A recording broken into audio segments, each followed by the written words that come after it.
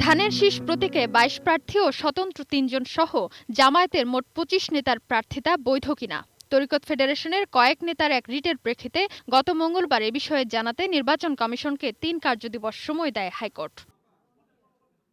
সোমবারের মধ্যে এ বিষয়ে জানানোর জন্য রোববার বিকেলে সভায় বসে নির্বাচন কমিশন। নির্বাচন সংক্রান্ত কয়েকটি বিষয়েও আলোচনা হয় সভায়। সভা শেষে রাতে ইসি সচিব হেলালুদ্দিন আহমদ জানান, এই পর্যায়ে জামায়াত নেতাদের প্রার্থিতা বাতিলের কোনো সুযোগ নেই।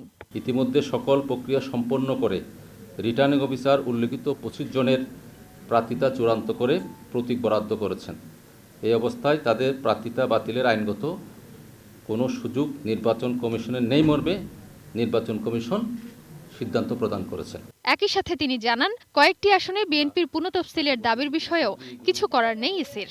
উচ্চ আদালত কর্তৃক বাতিলকৃত প্রার্থীদের নির্বাচনী এলাকায় বিকল্প প্রার্থী মনোনীত করা বা নির্বাচনী এলাকার নির্বাচন স্থগিত করার আবেদনের বিষয়ে কমিশন সভায় আলোচনা হয়। এ পর্যায়ে এমন আবেদন আমলে নেওয়ার আইনগত কোনো সুযোগ নেই বলে মর্মে নির্বাচন কমিশন মন্তব্য করেন।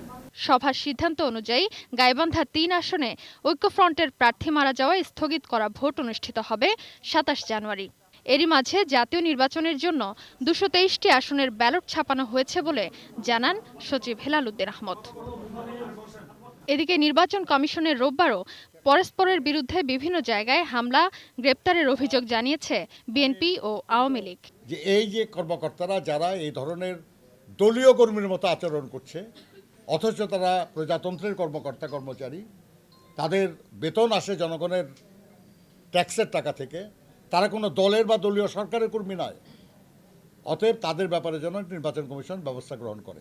আমাদের ৫ জন নেতা নিহত হয়েছেন, ২৫০ থেকে ৩০০ নেতাকর্মী আহত হয়েছেন। নির্বাচন কমিশনের কাছে আমরা বলছি যে এই সমস্ত বিষয়গুলি আমাদের যে প্রত্যাশা, যত দ্রুত কার্যকরী ব্যবস্থা গ্রহণ করা দরকার, আমরা তত দ্রুত কার্যকরী ব্যবস্থা গ্রহণ করতে আমরা দেখছি না।